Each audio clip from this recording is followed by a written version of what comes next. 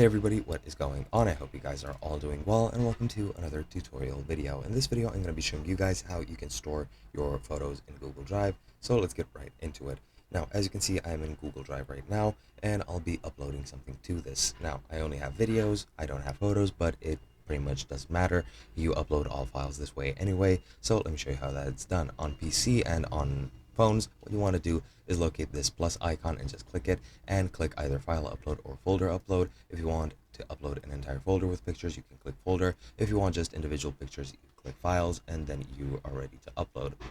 Your file manager will open. You just locate the files or folders and click upload, and that's it.